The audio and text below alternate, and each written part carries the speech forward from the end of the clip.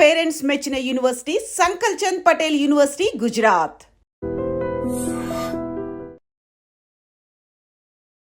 So welcome back to the latest episode with Rahul Reddy Garu, the immigration lawyer, and he's practicing law from since 30 years. So right now OPT నుంచి STEM నుంచి H1Bకి మారే వాళ్ళ situations ఏ విధంగా ఉండబోతున్నాయి యూఎస్లో అనేది తెలుసుకుందాం. Hi sir. Sir I'm very fine sir, and how are you sir? Good.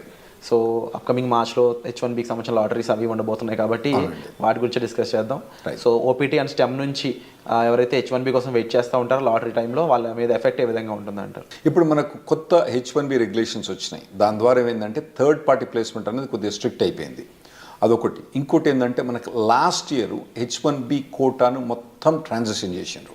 అంటే అంతకుముందు 7-8 years నుంచి ఎట్లుండే అంటే అంతకుముందు 3-4 years ఎట్లుండే అంటే ఒక 10 కంపెనీల నుంచి కూడా కొందరు ఫైల్ చేసిండ్రు, ఫ్రాడ్లెంట్ ఫైలింగ్స్ అయ్యి. అంటే ఒకవేళ కనుక కొన్ని జాబ్స్ ఉంటే 10 కంపెనీల నుంచి ఫైల్ చేసిన ఉన్నారు.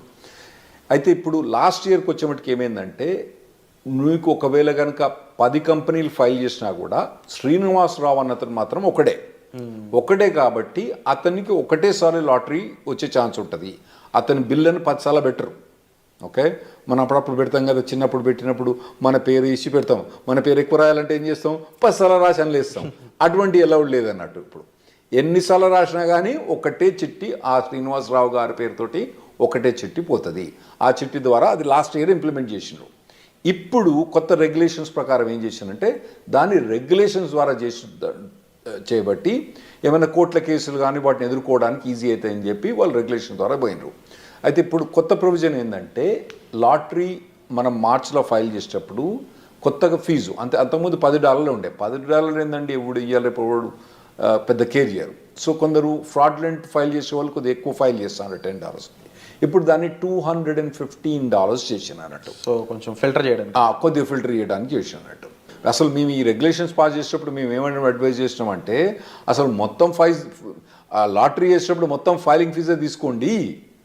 ఓకే, సెలెక్ట్ అయితే ఆ ఫైలింగ్ ఫీజు ఇవ్వకండి. ఎట్లా మేము కట్టాలి కదా,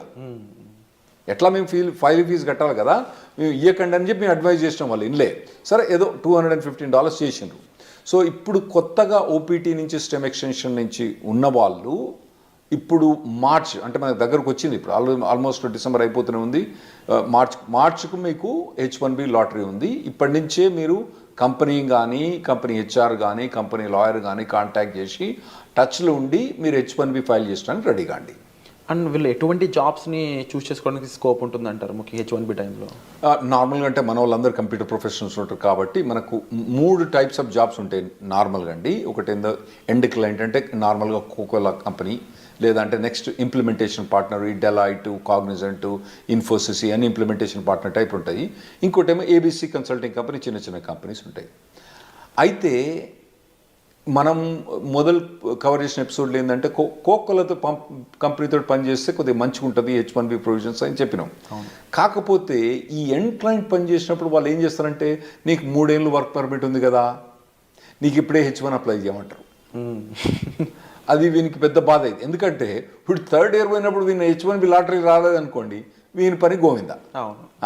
సో అటువంటి వీళ్ళు నార్మల్గా కంపెనీ పోయేటప్పుడు అంటే చాయిస్ ఉంటే మాత్రం మీకు కంపెనీ ఈ ఇయర్ మీకు H1B అప్లై చేస్తుందా చేస్తలేదా అదొకటి కనుక్కోండి. ఎండ్ ఆఫ్ ది స్టెమ్ ఎక్స్టెన్షన్లో సార్ ఇన్ కేసు ఎంప్లాయర్ని చేంజ్ చేసుకున్నాం అనుకోండి, అప్పుడు సిచ్యువేషన్ ఏ విధంగా ఉంటుంది? ఎంప్లాయర్ చేంజ్ చేసుకున్నా కానీ ఆ మార్చ్ టైంలో ఫైల్ చేస్తే సరిపోద్ది. మార్చ్ టైంలో ఫైల్ చేయకపోతే సరిపోద్ది. ఇంతకుముందు చెప్పినట్టు ఏంటంటే ఒకవేళ కనుక ఇప్పుడు మనం డిసెంబర్ జనవరిలో ఉన్నారు కదా, మీరు ఇప్పుడు మీ కంపెనీ కనుక మీరు H1B ఫైల్ ఈ లాటరీలో ఫైల్ చేస్తారా చేయరా కనుక్కోండి. ఒకవేళ చేయరని అనుకుంటే మాత్రం ఈ కంపెనీ వదిలిపెట్టి వేరే ఏ కంపెనీ కనుక మీకు జాబ్ దొరికితే ఆ కంపెనీకి పోవడం బెటరు. ఎందుకంటే H1B లాటరీ ఎంత తొందర వస్తే అంత బెటర్. ఎందుకంటే మనం లాస్ట్ 10 years నుంచి చూస్తున్నాం కదా, H1B లాటరీ అనేది కష్టమవుతుంది రావడం. ఓకే, ఇది లాటరీలో రావడం చాలా కష్టమవుతుంది. పోతానా కొద్ది ఇంకా పర్సంటేజ్ ఛాన్సెస్ తగ్గిపోతున్నాయి. మీకు 3 times కూడా మీరు లాటరీ ట్రై చేసుకోవాలి, అవసరమైతే 4 times కూడా మీరు లాటరీ ట్రై చేసుకోవాలి. వచ్చినప్పుడు ఇమ్మీడియట్గా ఫైల్ చేసుకోండి, మళ్ళీ నెక్స్ట్ ఇయర్ పెట్టకండి అన్నట్టు. ఒకవేళ ఈ కంపెనీ ఫైల్ చేయకపోతే మీకు వేరే జాబ్ దొరికితే మాత్రం వేరే జాబ్ తీసుకొని ఆ జాబ్ ద్వారా కూడా మీరు H1B ఫైల్ చేసుకోవడం బెటర్. స్టెమ్ స్టూడెంట్స్కి ఎలాంటి ప్రొటెక్షన్ ఉంటుంది సార్? అంటే ఎక్స్పైరేషన్ ముందు జాబ్ పోయినట్లయితే వాళ్ళకి ఏమైనా ప్రొటెక్షన్ ఉంటుందా? ఏముండదండి, గోయిందా అంతే. ఇప్పుడు H1B ఇప్పుడు ఉందనుకోండి, ఇప్పుడు మార్చ్లో లాటరీ ఉంది, ఫిబ్రవరిలో జాబ్ పోయిందనుకోండి, మార్చ్లో వాళ్ళు ఫైల్ చేయరాదు అన్నట్టు. అయితే కొందరు ఏం చేస్తారంటే ఈ కన్సల్టింగ్ కంపెనీ ద్వారా పోయి ఫ్రాడ్లెంట్గా వాళ్ళకి డబ్బులు ఇచ్చో జాబ్ లేకున్నా ఫైల్ చేయించుకుంటారు. అవి అయితే నేను అవాయిడ్ చేయమని చెప్తా. ఎందుకంటే మీరు లాంగ్ రన్లో చూసుకోండి, మళ్ళీ కాకపోతే ఇండియాకి వచ్చి మీరు మళ్ళీ H1B లాటరీ అప్లై చేసుకోవచ్చు, కానీ ఇటువంటి ఫ్రాడ్లెంట్ కంపెనీస్ మాత్రం పోకండి. జెన్యున్ జాబ్ ఉంటే మాత్రమే మీరు H1B ఫైల్ చేయించుకోండి. జెన్యున్ జాబ్ లేకపోతే ఎప్పుడు కూడా H1B ఫైల్ చేయించుకోకండి. లేదు, ఇన్ కేస్ జాబ్ పోయింది అనుకున్న టైంలో స్టెమ్ ఓపీటీ మెయింటైన్ చేస్తూ ఎంప్లాయర్ మార్చుకునే స్కోప్ ఉంటుందా?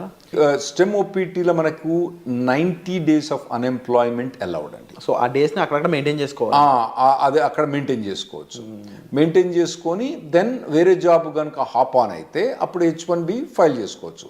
కాకపోతే ఈ మార్చ్లో ఈ H1B లాటరీ ఎప్పుడు ఫైల్ చేస్తారు?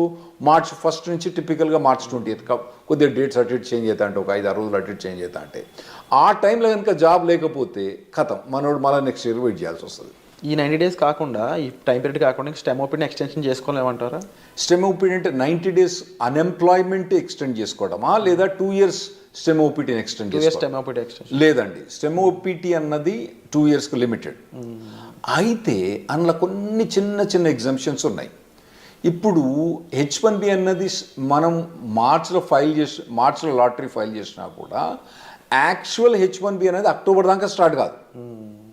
అయితే ఒకవేళ స్టెమ్ ఎక్స్టెన్షన్ కనుక ఈ ఏప్రిల్ నుంచి అక్టోబర్ మధ్యలో కనుక ఒకవేళ స్టెమ్ ఎక్స్టెన్షన్ ఎగ్జాస్ట్ అవుతుంది అనుకోండి, అంటే ఇతని స్టెమ్ ఎక్స్టెన్షన్ జూన్లో ఎక్స్పైర్ అవుతుంది అనుకోండి, ఇతను H1B ఫైల్ చేస్తే ఈ స్టెమ్ ఎక్స్టెన్షన్ ఆటోమేటిక్గా జూన్ నుంచి అక్టోబర్ దాకా ఎక్స్టెండ్ అయింది. అట్లా కొన్ని లిమిటెడ్ ఎగ్జామ్షన్, దాన్ని మేము క్యాప్ గ్యాప్ అంటాం అన్నట్టు. క్యాప్ గ్యాప్ అంటాం. అది ఎప్పటి నుంచి? నార్మల్గా టిపికల్గా ఏప్రిల్ నుంచి అక్టోబర్ దాకా ఎక్స్టెండ్ అయింది. ఏది కంపెనీ ఏదైతే కంపెనీ ఉందో H1B change of status file చేస్తే ఆటోమేటిక్గా క్యాప్ గ్యాప్ అన్నది ఏప్రిల్ నుంచి అక్టోబర్ దాకా ఎక్స్టెండ్ అయింది. అండ్ మనం ముందు మాట్లాడుకున్న ఈ రూల్స్ అండ్ రెగ్యులేషన్స్ అన్నీ కూడా పార్ట్ టైంలో కూడా అప్లైకబుల్ అవుతాయా? అంటే ఇప్పుడు స్టెమ్ వాళ్ళు పార్ట్ టైం కూడా సేమ్ ఇదే చేయొచ్చా, లేదా ఫుల్ టైమే చేయాలి కంపల్సరీ? మీరు అన్నట్టు ఒకవేళ కనుక H1B జాబ్ ఫైల్ చేసిన అనుకోండి, పార్ట్ టైం కూడా వాళ్ళు ఎక్స్టెండ్ చేసుకోవచ్చు. ఏది టిపికల్గా ఏప్రిల్ నుంచి అక్టోబర్ దాకా. అయితే ఇప్పుడు కొత్తగా వచ్చిన రెగ్యులేషన్స్ ఏవైతే January 17, 2025 అప్లికే అవుతాయో దానికి యాక్చువల్లీ స్టూడెంట్స్ కొద్దిగా ఈజీ ప్రొవిజన్ ఇచ్చిండ్రు. కపుల్ ఆఫ్ ప్రొవిజన్స్ ఏమి ఇచ్చిందంటే, ఒకవేళ నార్మల్గా మేము H1B ఫైల్ చేసినప్పుడు October 1st డేట్ పెట్టే ఫైల్ చేయాలి, October 2nd ఫైల్ చేయొద్దని చెప్పిన అన్నట్టు. ఇప్పుడు కొత్తగా ఏంది, నువ్వు ఎక్స్టెండెడ్ డేట్స్ అంటే ఇంకా లేట్ డేట్ తోటి, కానీ మేము ఒకవేళ కనుక ఏప్రిల్లో మేలో ఫైల్ చేసినా కూడా కొద్దిగా లేట్గా స్టార్ట్ డేట్ అంటే వీని స్టెమ్ ఎక్స్టెన్షన్ ఉంటుంది కదండి, ఈ స్టెమ్ ఎక్స్టెన్షన్ ఎక్కువ వాడుకోవడానికి ఇంకా ఎక్కువ రోజులు పెట్టుకొని, అంటే October 1st కాకుండా డిసెంబర్ కానీ జనవరి కానీ స్టార్ట్ డేట్ పెట్టుకొని మేము H1B ఫైల్ చేసుకోవచ్చని కొత్త రెగ్యులేషన్ వచ్చింది. ఇది స్టెమ్ ఎక్స్టెన్షన్ ఉన్న వాళ్ళకు, ఓపీటీ ఉన్న వాళ్ళకి చాలా అడ్వాంటేజ్ అండి. ఎందుకంటే అనవసరంగా 6 years H1B వాడరు. ఇంకోటి ఏంటంటే వీళ్ళకి ఓపీటీ స్టెమ్ ఎక్స్టెన్షన్స్లా వీళ్ళకు 7% ఇన్కమ్ ట్యాక్స్ రిబేట్ వస్తుంది.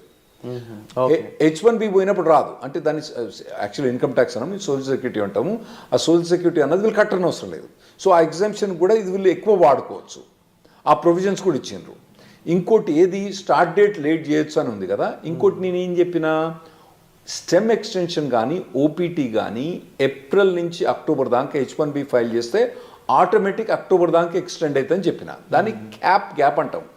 దాన్ని వాళ్ళు ఏం చేశారంటే, క్యాప్ గ్యాప్ అన్నది అక్టోబర్ దాకా కాకుండా ఏప్రిల్ అంటే మళ్ళీ నెక్స్ట్ ఏప్రిల్ దాకా వాళ్ళు ఎక్స్టెండ్ చేసినట్టు, అంటే దాదాపుగా 1 year ఎక్స్టెండ్ చేసినట్టు. ఓకే. కాకపోతే దాని కిటికీ ఏంటంటే, ఈ క్యాప్ గ్యాప్కు H1B అన్నది ఫైల్ చేయడం కంపల్సరీ. చేసిన వాళ్ళకి మాత్రం లాటరీలో సెలెక్ట్ అయ్యి H1B ఫైల్ చేసిన వాళ్ళకే ఈ క్యాప్ గ్యాప్ వర్తిస్తుంది. అంటే ఇప్పుడు తర్వాత ఈ క్యాప్ గ్యాప్ ఎక్స్టెన్షన్ కూడా H1B లాటరీలో సెలెక్ట్ అయ్యి H1B ఫైల్ చేసిన వాళ్ళకే ఈ క్యాప్ గ్యాప్ అన్నది వర్తిస్తుంది. అంటే ఈ ప్రొవిజన్ నార్మల్గా తీసుకొచ్చిన అవసరం ఏం పడిందంటే, H1B నార్మల్గా 5-6 మంత్స్లో అప్రూవ్ అయిపోద్ది. లేదంటే మనోడు ఎక్కువ పైసలు కట్టేస్తారు, 3 వారాలకే అప్రూవ్ అవుతుంది ప్రీమియం ప్రాసెసింగ్కి. కొత్త అడ్మినిస్ట్రేషన్ వస్తుంది కదా, కొత్త అడ్మినిస్ట్రేషన్ అప్పుడు ఈ కొత్త అడ్మినిస్ట్రేషన్ కొత్తదేం కాదు, అంతకుముందు ఉన్నదే. అంతకుముందు మమ్మల్ని నరక యాతలు పెట్టింది ఈ అడ్మినిస్ట్రేషన్. వాళ్ళు ఈ ప్రీమియం ప్రాసెసింగ్ ఇవన్నీ సస్పెండ్ చేసిండ్రు. అయితే ఇప్పుడు క్యాప్ అనేది అక్టోబర్ దాకానే, ఇదివరకు పాత రూల్స్ ప్రకారం అక్టోబర్ దాకానే ఎక్స్టెండ్ అయ్యి అక్టోబర్లో H1 అప్రూవ్ కాలేదనుకోండి, ఇడు జాబ్ చేయకుండా కూర్చోవాలి. అప్పుడప్పుడు పెద్ద కంపెనీలు ఏం చేస్తాయి, జాబ్ చేయకపోతే పో నీ H1 తీసేస్తాను, తీసిపో, జాబ్ తీసేసుకోవచ్చు. అప్పుడేమవుతుంది, నా గరక నా ఘాటుక అవుతాడు వీడు. అయితే ఇప్పుడు కొత్త ప్రొవిజన్ ప్రకారము ఒకవేళ ట్రంప్ అడ్మినిస్ట్రేషన్ వచ్చి H1 ప్రీమియం ప్రాసెసింగ్ తీసేసిన, అంటే ఎక్స్ట్రా $2,500 కట్టినా కూడా, దానికి ఎక్కువ ఫాస్టర్ ప్రొవిజన్ తీసేసినా కూడా, మనోడు అక్టోబర్ దాటిన తర్వాత, అంటే వీని వర్క్ పర్మిట్ ఒకవేళ జూన్లో అయిపోయినా కూడా అక్టోబర్ దాకా కాకుండా మళ్ళీ ఏప్రిల్ దాకా ఇతను జాబ్ గ్యాప్ మీద జాబ్ చేసుకోవచ్చు. అది ఈ January 17th మనకు వచ్చే రెగ్యులేషన్స్ తోటి చాలా అడ్వాంటేజ్ అవుతుంది మనకు. ఓవరాల్గా డిఫరెంట్ అప్లికేబుల్స్ అయితే రానున్నాయి అనేది అర్థమవుతుంది క్లియర్గా. అండ్ కొన్ని బెనిఫిషరీస్ కూడా కనిపిస్తూ ఉన్నాయి డెఫినెట్లీ. అండ్ బిఫోర్ జాబ్ వీళ్ళు STEM OPT వాళ్ళు ఎటువంటి రిక్వైర్మెంట్స్ ఉంటాయి సార్ అప్లై చేయడానికి? అంటే OPT STEM ఎక్స్టెన్షన్ ఈ రెండిట్లు అంటారా? అంటే వీళ్ళు మొదటి నుంచి కాలేజీలో చదువుతున్నప్పుడే వీళ్ళకు ఆన్ క్యాంపస్ రిక్రూట్మెంట్ నడుస్తుంటుందండి. వాటిల్లో పార్టిసిపేట్ చేయాలి. ఇంకోటి ఏంటంటే, మీకు ఇంతకుముందు చెప్పినట్టు ఏంటంటే, వీళ్ళు మొదటి నుంచి కూడా ఏదో టెక్నాలజీ తీసుకొని, హాట్ టెక్నాలజీ తీసుకొని, కరెంట్ టెక్నాలజీ తీసుకొని, దాని మీద కంప్లీట్గా ఇంటర్న్షిప్స్ కానీ, తర్వాత ఎడ్యుకేషన్ కానీ, ట్రైనింగ్ కానీ తీసుకొని, ఒకవేళ టెక్నాలజీ మారితే మళ్ళీ ఇమీడియట్గా మారండి టెక్నాలజీ. కానీ ట్రైనింగ్ అన్నది ఇక్కడ కూర్చొని ఆ సినిమాలు చూసిన దానికి వీటి చూసిన దానికన్నా ఇటు పక్క పోయి ఈ ట్రైనింగ్ ఇటువంటివన్నీ తీసుకోవడం చాలా మంచిది. ఎందుకంటే నార్మల్గా ఇక్కడ జనరల్ ప్యాకేజ్ ఏంది 5 lakhs 6 lakhs ఉన్నది, అక్కడ మీకు 80 లక్షల నుంచి మొదలైంది ప్యాకేజ్. సో మీకు 6 lakhs నుంచి 80 లక్షలకు ఉండే పెర్ఫార్మెన్స్ మీరు అక్కడ యూఎస్కి వస్తుండ్రు కాబట్టి, మీరు చేసే పెర్ఫార్మెన్స్ కూడా 10 times బెటర్ ఉండటానికి మీరు షార్పన్ అప్ కావాలి. అది మొదటి నుంచి ప్రిపేర్ కాండి. చక్కగా OPT అయిపోయిన తర్వాత అప్పుడు ఎతుకుతలే జాబ్, తర్వాత చూసుకుంటలే. ఇప్పుడైతే సినిమాలు చూస్తా, షికార్లు పోతా, తాగుతా, తింటా, బిర్యానీ తింటా, పొద్దుగాల మధ్యాహ్నం, సాయంత్రం అయితే వాలీబాల్ ఆడతా, కానీ తర్వాత చూసుకుంటా, OPT అయిపోయిన తర్వాత చూసుకుంటే మాత్రం అది తప్పుడు పని. మీరు మొదటి నుంచి ఇంజనీరింగ్ కాలేజ్ నుంచి ఫస్ట్ ఇయర్ నుంచి, ఒకవేళ మీరు US రాదలుచుకుంటే, మీరు ఇక్కడ కూర్చొని ఎక్కడనో 5 లక్షల ప్యాకేజ్ 6 లక్షలు తీసుకుంటే మీ ఇష్టం. మీరు కనుక US వచ్చి OPT మీద పనిచేసి STEM ఎక్స్టెన్షన్ మీద పనిచేసుకుంటే మాత్రం మీరు ఫస్ట్ ఇయర్ నుంచి మీరు కంటిన్యూస్గా శ్రమ పడితే మీరు OPT STEM ఎక్స్టెన్షన్ వచ్చినప్పుడు మీకు మెచ్చుకునే మార్కెట్ మంచిగా ఉన్నప్పుడు ఏముంటుందండి, అప్పుడు ఏమంటారు, కుక్కను కూడా సింహాసనం ఎక్కించినప్పుడు వీళ్ళందరి మన వాళ్ళని సింహాసనం ఎక్కించినప్పుడు, ఏది మంచిగా స్కిల్ సెట్ లేని వాళ్ళని వాళ్ళందరూ కూడా కుక్క మీద వీళ్ళందరూ సింహాసనం ఎక్కి కూర్చున్నారు. ఇప్పుడు ఎట్లున్నది పరిస్థితి, మార్కెట్ పరిస్థితి మంచిగా లేదు.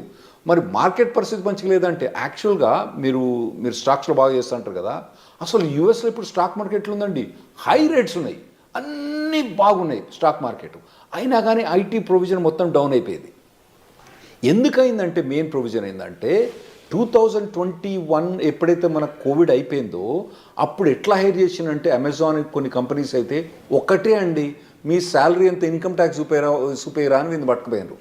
నీ W2 ఎంత, నీ W2లా ఓకే నీకు 80 లక్షలు వస్తుంది, ఓకే ఒకటేరా నీకు, ఇగో 1,60,60,000 అంతే, వారు ఏం మాట్లాడలేదు. అట్లా చాలా మందిని హైర్ చేసిండ్రు. చక్కగా తీసుకుపోయి కుక్కను తీసుకుపోయి సింహాసనం మీద కూర్చోబెట్టిండ్రు.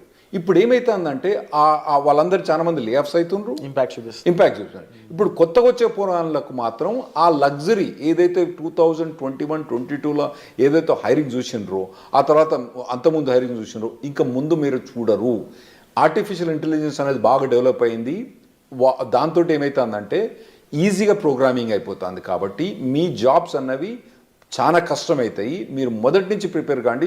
స్పెషల్గా మీరు US రాదలుచుకున్న వాళ్ళు మాత్రం మొదటి నుంచి ప్రిపేర్ అయ్యండి. మీరు ఇక్కడనే ఉండి చిన్న చిన్న జాబులు చూసుకుంటే మీ ఇష్టం. అక్కడ కనుక మీకు హై లెవెల్ జాబ్ కావాలంటే అక్కడ లో లెవెల్ జాబ్స్ ఉండవు, ఎందుకంటే వీళ్ళకి జాబ్ ఇవ్వడానికి వీలుండదు. అక్కడ ఏది OPT స్పెషలిస్ట్ STEM ఎక్స్టెన్షన్లా వాళ్ళు తీసుకొచ్చి $5 $10 జాబ్ ఇవ్వడానికి వీల్లేదు, రెగ్యులేషన్స్ ఎలా చేయవు కాబట్టి వీళ్ళకి హై లెవెల్ జాబ్ కావాలి. కాబట్టి ఆ లెవెల్ జాబ్ కావాలంటే మీరు ఇప్పటి నుంచి ప్రిపేర్ కావడం better. Wonderful sir. So latest updates కోసం చూస్తూనే ఉండండి. అండ్ చాలా విషయాలు అయితే మనకు రాహుల్ రెడ్డి గారు చెప్పడం జరిగింది. సో మీరు వీటిపై ఏమనుకుంటున్నారు, మీ ఒపీనియన్ కామెంట్ సెక్షన్లో మెన్షన్ చేయండి. And thank you so much for the wonderful. Thanks అండి.